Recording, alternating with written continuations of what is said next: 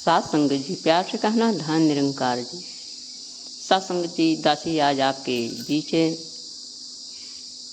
विषय लेकर आई है आत्ममंथन। आत्ममंथन कैसे करें? जैसा कि इस साल समालखा समागम का सदगुरु माता जी ने ये स्लोगन भी रखा है, दासी पर उसी पर विचार कर रही है। सत्संग जी, आत्ममंथन। आत्म माने स्वयं, मंथन माने मथना, उस पर ढूंढना, खोज करना।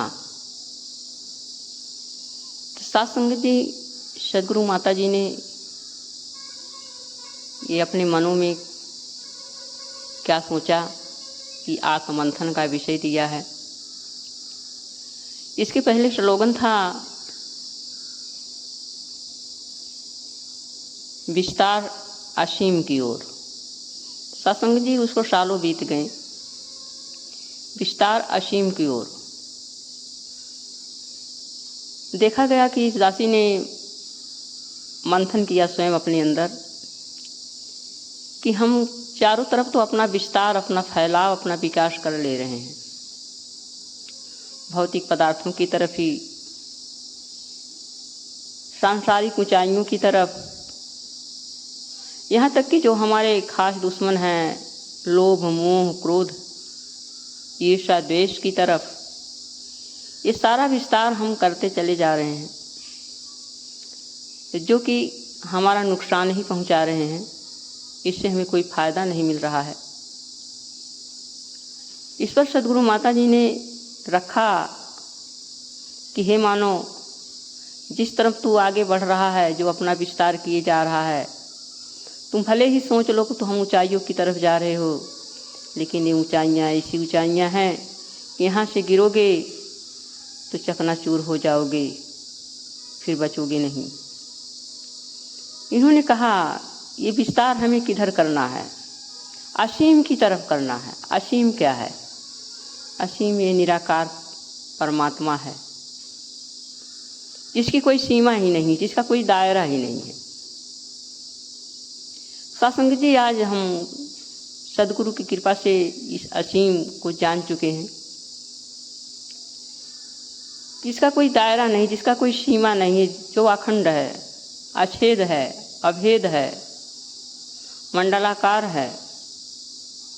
अखंड मंडलाकारम व्याप्तम येन चराचरम। सत्संग जी, ऐसा वेदों में कहा गया है। ये मंडलाकार है, यानी चारों तरफ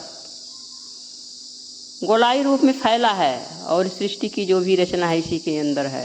अखंड है, टूट नहीं सकता है। अभेद है, इसको भेदा नहीं जा सकता है। अछेद है, इसको छेदा नहीं जा सकता है। ये असीम है, इसकी तरफ अपना हम विस्तार करें, निराकार की तरफ अपना विस्तार करें, यानी हमारी सोच, हमारे विचार हर पल इस निराकार का ही हो। हम गृहस्थ में हो, कहीं भी हो, हमेशा हमारा ध्यान इससे जुड़ा हो।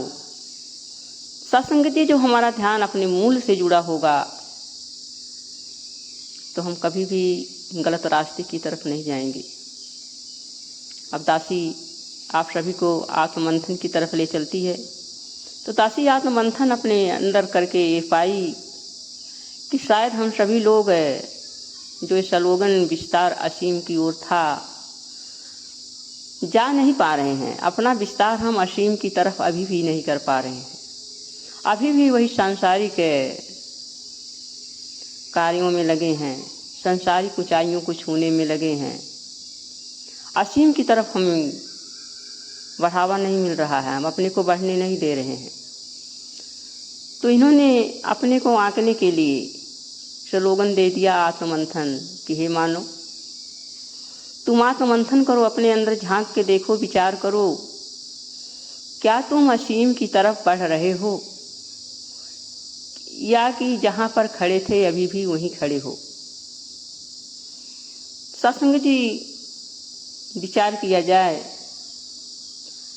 कि हम जो है आज भी सदगुरु माता जी की जैसी सोच है, जैसा हमसे चाहती हैं, उस तरह से हम असीम की तरफ अपना विस्तार नहीं कर पा रहे हैं।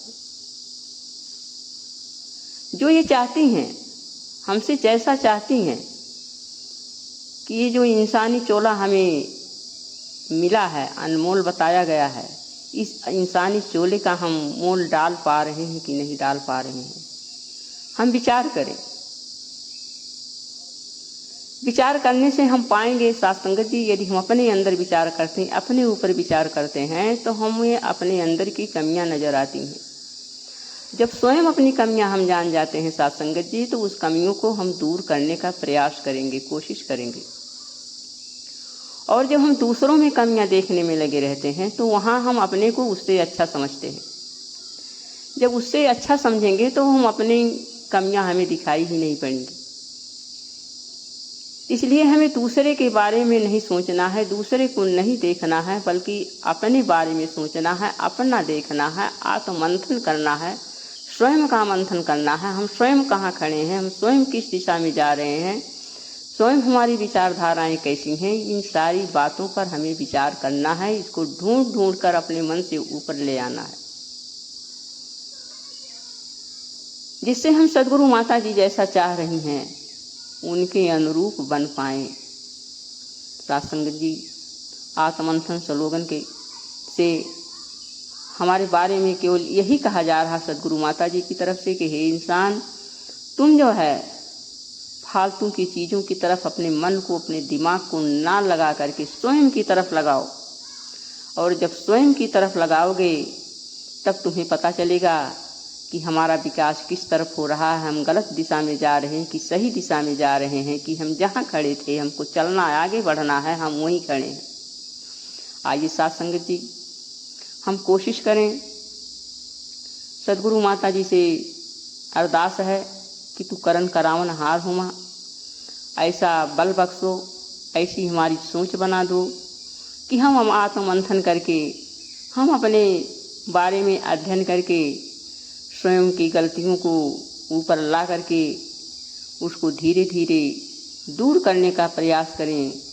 और आपके सोच के अनुसार हम अपने इस विवेक को, बुद्धि को, अपना विस्तार असीम की तरफ लेकर जाएं, जिससे ये निरंकारी मिशन ऊंचाइयों को छुए और हम भी एक रोशन मीनार बनकर आपकी कृपा से उभरें। आप ऐसा आशीर्वाद दें, ऐसी कृपा करें, ऐसी बख्शिश करें। प्यार से कहना, धन निरंकार।